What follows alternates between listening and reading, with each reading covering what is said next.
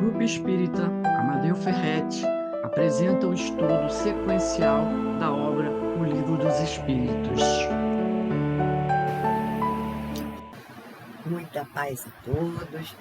Vamos hoje nos reunir mais uma vez no nosso canal do YouTube do Grupo Espírita Amadeu Ferretti, agradecendo o convite da casa que nos acolhe com tanto amor e carinho, para falarmos hoje da lei de reprodução. Vamos nos assuntos obstáculos à reprodução, casamento, celibato, poligamia. Mas antes disso, vamos fazer a nossa prece inicial. Meu nome é Cláudia Costa, Claudinha, como somos conhecidos aqui no Movimento Espírita de Campo Grande, no Rio de Janeiro. E vamos então à nossa prece inicial e depois ao nosso estudo. Vamos trazer à nossa mente, à nossa tela mental, a imagem de Jesus, envolvendo ao nosso planeta, mas também envolvendo a cada um de nós, encarnados e desencarnados, trazendo paz, harmonia aos nossos corações, tranquilidade para que nós possamos continuar na nossa caminhada evolutiva, com amor, com perseverança, com muita força. Jesus amigo, que o Senhor esteja presente, envolvendo cada um de nós, a todos nós que passamos por tantas situações difíceis, que possamos a cada dia colocar em prática os seus ensinamentos, para que possamos cada vez mais acertar no nosso caminhar. Agradecemos por tudo que nos tem dado, agradecemos cada oportunidade que nos é ofertada para a nossa melhoria.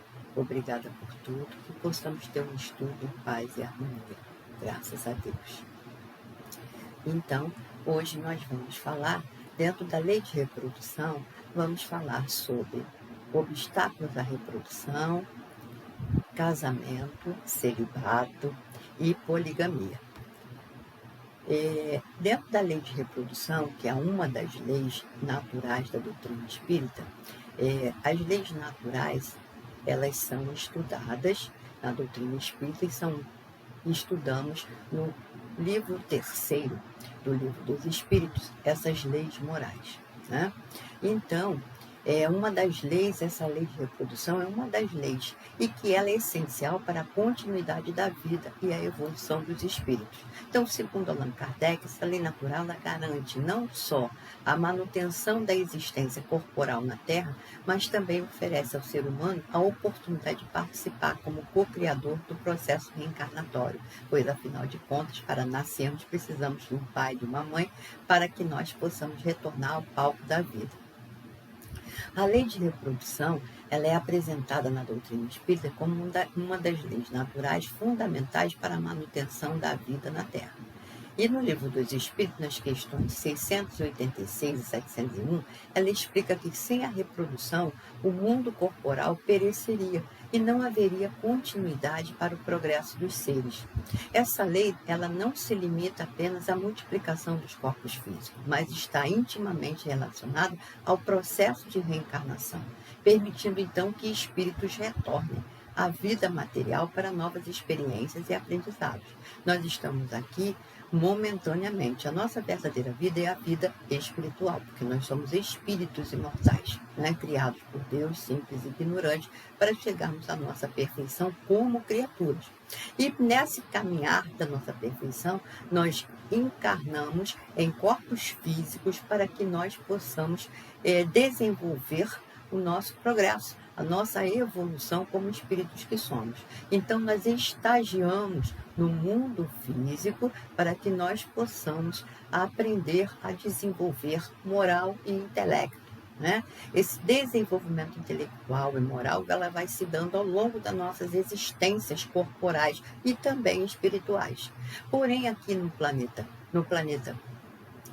material, nós exercitamos muito mais, né, o nosso aprendizado, porque nós esquecemos do nosso passado e temos a oportunidade de recomeçar, né, de fazer de novo aquilo que nós não conseguimos realizar na existência anterior, em existências anteriores, ou então nós darmos continuidade ao aprendizado já adquirido, né? Então, é a oportunidade que nós estamos tendo. Então, o equilíbrio da vida, ele é assegurado por essa lei da reprodução, pois ela regula a quantidade de seres encarnados e desencarnados, mantendo a harmonia entre as necessidades do nosso planeta e a evolução espiritual da humanidade. Né? Como destaca o espírito humano pela psicografia de Francisco Cândido Xavier, no livro Consolador, na questão 110, coloca assim para nós: a reprodução é o mecanismo divino que proporciona ao espírito novas oportunidades de crescimento, de redenção. É a oportunidade de estar de novo aqui no planeta material, para que possamos evoluir. Né? Dessa forma, cada nascimento ele representa não apenas a continuidade de uma raça, mas também a chance de progresso moral e intelectual dos espíritos. É importante ressaltar que Deus, em sua sabedoria, mantém o equilíbrio populacional adequado à evolução do planeta, mesmo que, do ponto de vista humano, haja dúvidas quanto ao aumento ou diminuição da população. Kardec enfatiza que o homem vê apenas uma parte do quadro da natureza, por isso não é capaz de julgar a harmonia do conjunto. Essa visão amplia nosso entendimento sobre o planejamento divino e a perfeita sintonia entre as leis naturais e espirituais. Então, nós vamos entendendo que através da lei de reprodução, e aqui a gente está falando da reprodução não apenas da nossa espécie nominal, mas de todas as espécies, né?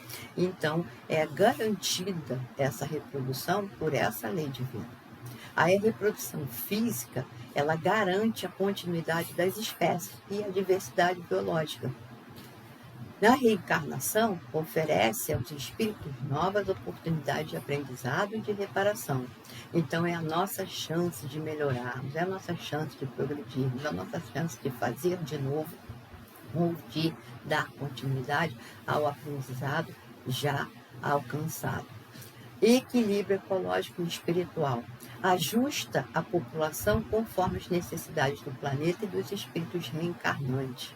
Né? Refletir sobre a lei de reprodução é compreender que cada vida tem um propósito maior dentro do ciclo evolutivo e que a participação humana nesse processo é um ato de cocriação em sintonia com as leis divinas, né? Porque nós ajudamos nesse trabalho de cocriação. E o tema da população do globo, que a gente vai falar rapidamente porque não é o nosso tema, né, é abordado pelo Espiritismo como parte do plano divino para a evolução dos seres. Então, segundo Allan Kardec, no Livro dos Espíritos, nas questões 686 a 692, a multiplicação dos seres humanos não ocorre ao acaso, mas segue leis naturais que visam o aperfeiçoamento das raças e a renovação constante da humanidade. Conforme nós vamos melhorando, nós vamos evoluindo, esse reflexo dessa evolução vai se dando a nível também físico. Então, é necessário que haja aí as trocas das raças, né? Elas não são mais necessárias, algumas raças antigas, e novas vão surgindo.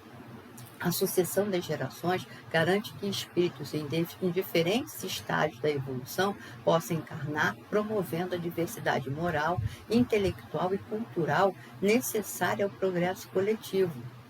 O aperfeiçoamento humano ele está diretamente ligado à sucessão das raças, pois, à medida que novas gerações surgem, trazem consigo experiências e aprendizados adquiridos em existências anteriores. E isso é uma realidade, senão nós ainda estaríamos na época das cavernas, né? Mas conforme nós vamos evoluindo, nós vamos adquirindo inteligência e trabalhando esse intelecto como a moral, o que vai acontecendo? O nosso crescimento se dá também a nível coletivo. Portanto, aquelas experiências já adquiridas, elas não precisam ser mais repetidas. Então, nós vamos evoluindo e aí nós vamos assistindo essa evolução, passo a passo. É lentamente, porém é gradativamente, né? E aí, falando sobre os obstáculos à reprodução, nós temos aqui aspectos que são espirituais e naturais. Né? Os obstáculos à reprodução, eles são analisados pela doutrina espírita sob duas perspectivas principais, a espiritual e a natural. Né? No Livro dos Espíritos, nas questões 693 e 694, esclarece que tais obstáculos elas fazem parte do equilíbrio das leis divinas e não ocorrem sem finalidade. Do ponto de vista natural, fatores como infertilidade, doenças, condições ambientais desfavoráveis e crises sociais podem limitar o crescimento populacional, funcionando como mecanismos de regulação para evitar excessos e preservar o equilíbrio ecológico. Do ponto de vista espiritual, a reprodução está ligada ao planejamento reencarnatório. Então, nem todo espírito ele está apto ou necessita reencarnar em determinado momento. E muitas vezes a impossibilidade de conceber serve para proteger tanto o espírito quanto os pais, dentro de um contexto maior de aprendizado e evolução. Nós vamos vendo que dentro das leis, da lei de reencarnação também, nós vamos reencarnar em determinados momentos. A necessidade da reencarnação, de voltar ao plano físico, de estar na matéria, para que nós possamos continuar o nosso aprendizado. Muitas famílias, muitas vezes pais e mães, não conseguem hoje ser pais e mães, porque dentro das leis de Deus há uma necessidade de aprendizado, de valorização da vida, né? Para que possam, então, retornar à possibilidade aí de poderem ser pais e mães. Né? E em muitos casos nós desbaratamos essas oportunidades. Nós muitas vezes temos oportunidades e acabamos jogando fora essas oportunidades benditas e que é uma oportunidade missionária de trabalhar, de estar junto com outro espírito e ajudar na educação daquele espírito, na sua melhora. Não podemos esquecer também que nós não podemos impedir, né, o nascimento de espíritos, cortar a oportunidade de nascimento. Agora, dentro disso, nós temos um planejamento reencarnatório, nós temos um planejamento familiar que pode ser realizado. Tá? Emmanuel, pela psicografia de Chico Xavier, lembra, em muitos casos, a limitação da maternidade ou da paternidade é ensinamento e oportunidade de crescimento moral. Está em O Consolador, na questão 113. Outro aspecto relevante é a discussão sobre métodos de controle da natalidade. O Espiritismo ele não condena o uso consciente desses métodos quando motivados por razões legítimas. Gente, o que é razão legítima, né? Como saúde, planejamento familiar ou questões socioeconômicas, desde que não contrariem a lei natural e respeitem o direito dos espíritos à reencarnação.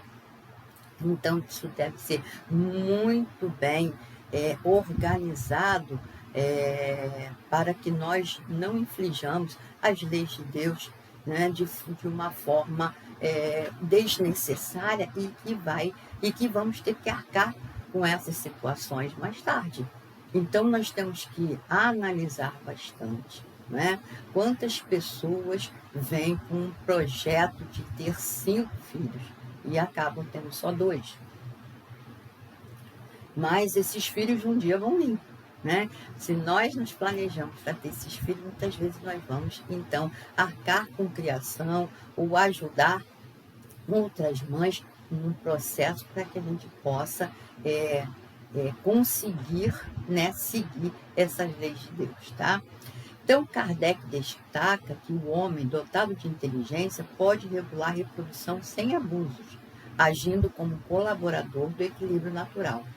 Nós podemos também regularizar o que a gente faz com as outras espécies, né, com os animais, né? Então, mas que tenhamos cuidado, muito cuidado, que a gente tenha assim bom senso, da gente utilizar os métodos de uma forma equilibrada. Então, nós vamos ter obstáculos naturais, que são infertilidade. Nós temos, às vezes, casais que não podem ter filhos, né? Vamos ter doenças, condições ambientais, e assim, esses obstáculos são naturais, ocorrem naturalmente e que impedem, muitas vezes, a reprodução. E obstáculos espirituais Então, planejamento reencarnatório, provas e expiações, aprendizado para pais e espíritos que estão para reencarnar. Então, muitas vezes, nós temos aí situações em que nós vamos ter que desenvolver, né, um aprendizado muito grande para poder ser mãe ou ser um pai. E muitas vezes a gente tem que aprender sendo pais e mães de pessoas que não são nossos filhos naturais, para que a gente aprenda e valorize a vida, que valorize o aspecto moral, né? Para que a gente possa melhorar gradativamente. Controle da natalidade, outro aspecto, né? Então, permitido quando em sintonia com a lei natural e as necessidades espirituais, que são obstáculos à reprodução. E esses obstáculos, tudo que é contrário à lei de Deus, será um obstáculo à reprodução, né? Mas nós temos que ter muito cuidado na utilização desses obstáculos, porque para que a gente possa agir de acordo com as leis de Deus, não de uma forma egoísta, né? Tem pessoas aqui que não querem, mulheres que não querem deformar seu corpo, então impede uma criança de nascer porque querem continuar bonitas. Então, isso é egoísmo.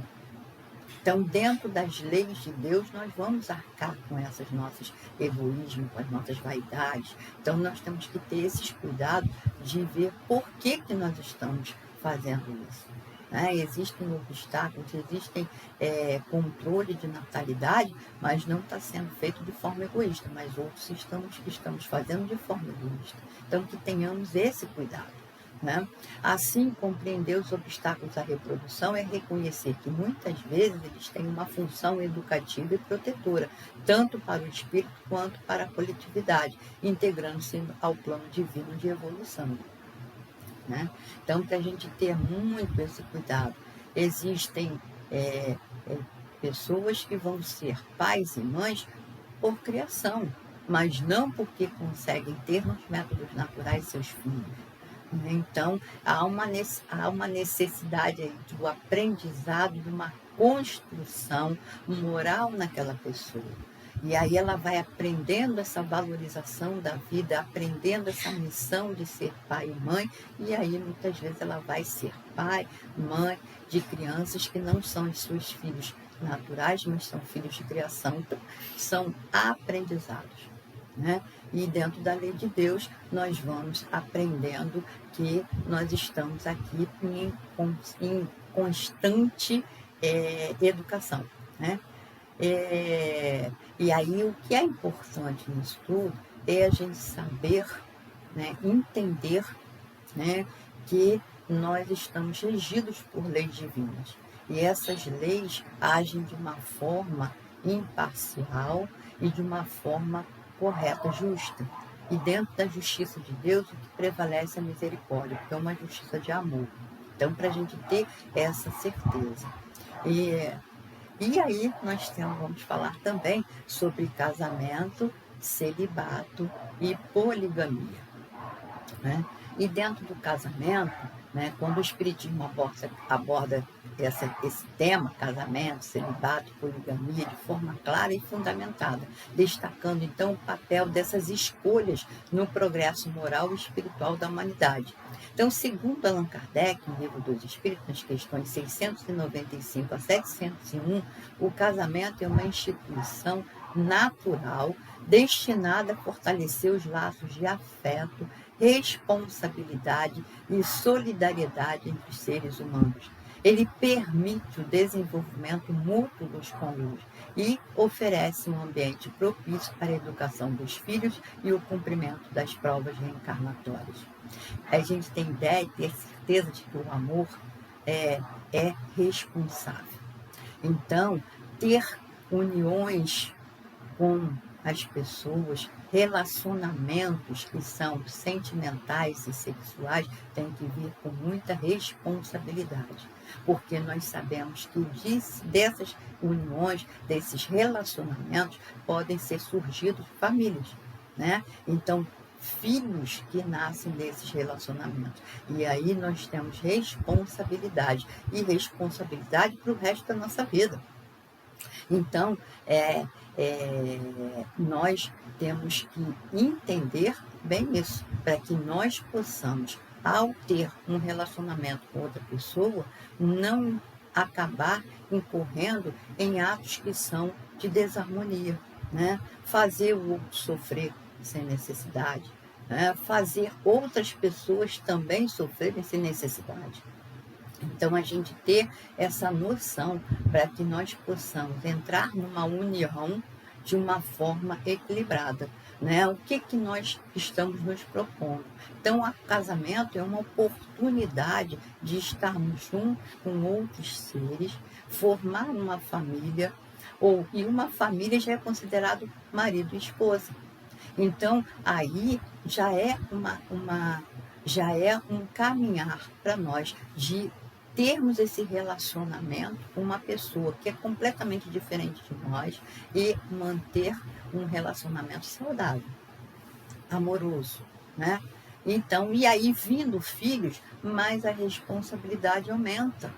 São outros espíritos que nós estamos trazendo para a vida material, para que nós possamos educá-los, orientá-los, sermos os primeiros mentores encarnados desses seres, né? Então, tudo isso tem que ser feito com muita responsabilidade, com muito discernimento, com muita vontade, né? Na questão 695, Kardec vai perguntar aos espíritos se o casamento, né, seria contrário à lei da natureza, isto é, a união permanente de dois seres. E os espíritos colocam que é um progresso na marcha da humanidade, né? Sem o casamento, se houvesse a abolição do casamento, seria uma regressão à vida dos animais. Os animais não se casam, né? A união livre entre os animais, ela acontece, né, regida aí pela lei de reprodução, tá? Mas nós somos seres humanos que já conquistamos razão, raciocínio contínuo. Com isso, nós vamos adquirindo livre-arbítrio, a moralidade. E isso tudo vai fazendo com que nossa espécie, que é a espécie hominal, ela tenha um outro comportamento, né? Nosso comportamento tem que ser mais moralizado. Nós temos que pensar que estamos juntos para que juntos possamos crescer. Quantos casamentos são feitos? E aí Martins Peralva tem no livro Estudando a Mediunidade, ele vai nos falar de 5 tipos de casamentos, né?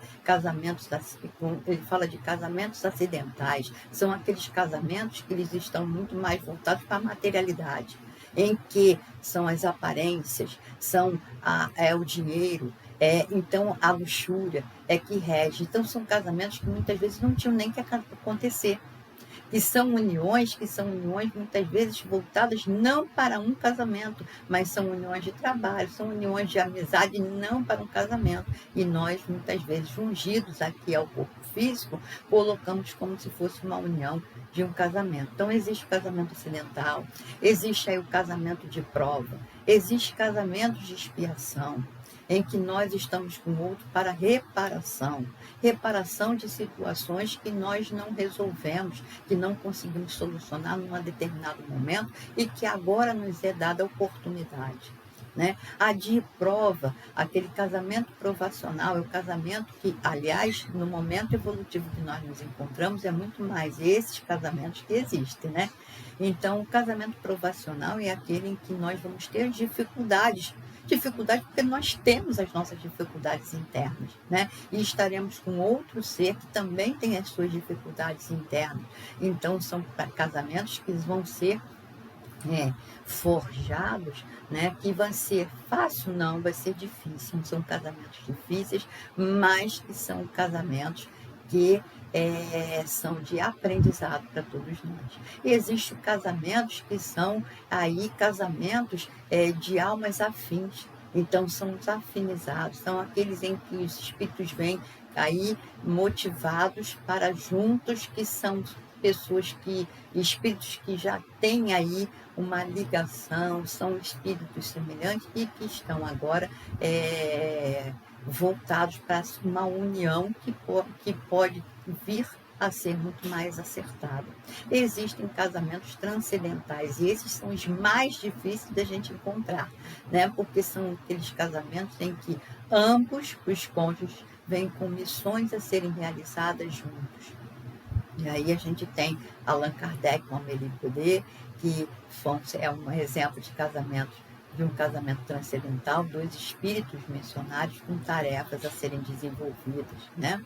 Então, assim, nós vamos aí ver que existem tipos diferenciados de casamento e nós temos que aproveitar a oportunidade que Deus nos dá para o nosso aprendizado e nosso crescimento, né? A união livre e fortuita dos sexos é o estado de natureza. O casamento, então, constitui um dos primeiros atos de progresso nas sociedades humanas, porque estabelece a solidariedade fraterna e se observa entre todos os povos, se bem que em condições diversas. A abolição do casamento, então, seria um retorno à infância da humanidade, colocaria o homem abaixo mesmo de certos animais, que lhe dão o exemplo de uniões constantes, né? E aí, na questão 697, Kardec vai falar sobre a indissolubilidade absoluta do casamento. Então, somente está na lei da natureza ou somente na lei humana a indissolubilidade absoluta do casamento. E aí os espíritos colocam uma lei humana muito contrária da natureza, mas os homens podem modificar suas leis. Só as da natureza são imutáveis. E aí sim, falando de indissolubilidade do casamento, no capítulo 22 do Evangelho segundo o Espiritismo, né, Jesus vem, através do Evangelho, vem falando para nós sobre essa indissolubilidade do casamento, né? Para existir ou não, e existem leis civis e leis que são leis divinas, né? E aí, quando Jesus nos fala sobre essa indissolubilidade, ele fala assim: também os fariseus vieram ter com ele para o tentarem, quer dizer, ter com Jesus. Será permitido a um homem despedir sua mulher por qualquer motivo? E ele responde: não lestes que aquele que criou o homem desde o princípio os criou macho e fêmea e disse: por esta razão o homem deixará seu pai e sua mãe, se ligará à sua mulher, e não farão os dois senão uma só carne? Assim já não serão duas, mas uma só carne. Não separe, pois o homem o que Deus juntou. Mas por que então retrucaram eles? Ordenava Moisés que o marido desse à sua mulher um escrito de separação e a despedisse. E aí Jesus respondeu: foi por causa da dureza do vosso coração que Moisés permitiu despedisse as vossas mulheres. Mas no começo não foi assim. Por isso eu vos declaro que aquele que despede sua mulher, a não ser em caso de adultério, e desposa outra, comete adultério. E que aquele que desposa a mulher que outro despediu também comete adultério. Isso está em Mateus capítulo 19, versículos 3 a 9, tirados lá do Evangelho segundo o Espiritismo. Tá? Então, imutável só tem a lei de Deus, né? E quando Jesus nos fala sobre isso, é a dureza do nosso coração que faz com que a gente despeça o outro, é porque ele está falando de quê? Porque o que é unido pela lei de amor, não há separação. Né? Então, o que é unido por Deus, que é a lei do amor, não há separação. Mesmo que muitas vezes no casamento a gente vai ter dificuldades, muitas, porém, quando nós conseguimos fazer com que o amor possa prevalecer, cuidado, fraternidade, carinho, atenção, solidariedade, né? Tudo isso está envolvido na lei de amor. Então, muitas vezes, nós vamos ter um casamento para o resto da vida, porque nós estamos unidos pela lei de amor. Muitas vezes, tem casamentos que há uma separação física, né, através até da morte do corpo físico, porém, o amor prevalece. Então, o que Jesus falou, aquele que está unido pelo amor, esse continua casado. Estarão juntos, unidos. Mas aquele que não está unido pela lei de amor, então aí é a dureza do nosso coração, porque nós ainda não aprendemos a amar. Então nós estamos ainda num aprendizado. A doutrina espírita não é a favor de um divórcio, né, para todos os motivos, mas no momento em que nós estivermos numa situação muito difícil nessa união conjugal, o divórcio é aceito para que evite um mal maior. Tá? Então, é nesse sentido. Não é porque para qualquer dificuldade, qualquer situação que a gente ache que não está bom para nós, que nós vamos nos separar do outro, mas sim que a gente tenha esse respeito uns pelos outros e aprendamos a amar. Né? E aí, nessa construção do amor, nós vamos levar, às vezes, muito tempo nessa construção do amor. Então, por isso que Jesus nos fala que aquele que está unido pelo amor continuará unido. O divórcio acontece porque nós ainda não aprendemos a amar. Então, muitas vezes, nós necessitamos de uma separação física para que a gente possa conseguir perdoar nós mesmos, perdoar o outro pelas situações que nós provocamos, né, que o outro provoca para conosco. Então, aprender esse amar, né, aprender esse perdão, para que a gente possa, muitas vezes, ser amigos, né, uns dos outros, ao invés de casados. Então, o que é o necessário, o que é o mais importante, que a gente aprenda a ir amando, né? E o celibato, ele existe, o celibato seria aqueles que não constroem uma família natural, não casa, não tem filhos, né? Mantém uma vida celibatária, mas não é para fugir das suas tarefas. Ao contrário, muitas vezes tem pessoas que são celibatárias, mas que se dedicam ao próximo. E nessa situação é muito válida o celibatário, né? A vida celibatária é muito válida, tá? E quanto à poligamia, o Espiritismo ensina que ela é contrária à lei de amor e da igualdade, pois fere os princípios de respeito, dignidade mútuos, né?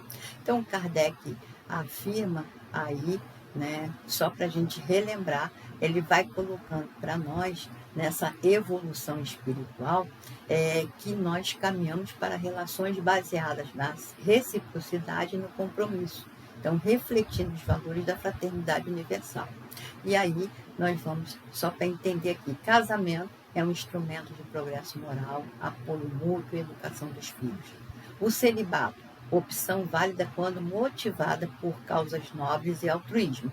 E a poligamia é uma prática incompatível com os princípios de igualdade, respeito e amor verdadeiro, né? Que ela está muito mais baseada no nosso egoísmo, né? Em nossas vaidades, enfim. E aí, o que nós precisamos aprender é que temos que aproveitar cada oportunidade que Deus nos dá para nós trabalharmos essa lei do amor, esse amor em nós, né? Amor pelo outro, amor por nós, amor pelo outro, né? Como Jesus nos ensinou constantemente. Então, que nós possamos, de uma forma responsável, aprender a respeitar, a ter tolerância, né? A ter aí paciência, treinar esses filhotinhos do amor para que a gente possa realmente fazer com que esse sentimento maior cresça em cada um de nós, cresça em nós, por nós e pelo nosso próximo. Então, muita paz para todos, muito obrigada pela atenção, pelo carinho, que Jesus esteja sempre conosco, nos envolvendo na sua paz, no seu amor, nesse grande amor que Deus traz e incutiu em nós para que nós possamos fazer ele crescer. E vamos então à nossa prece de encerramento, agradecendo a Deus a oportunidade, a todos e o carinho e a atenção de todos.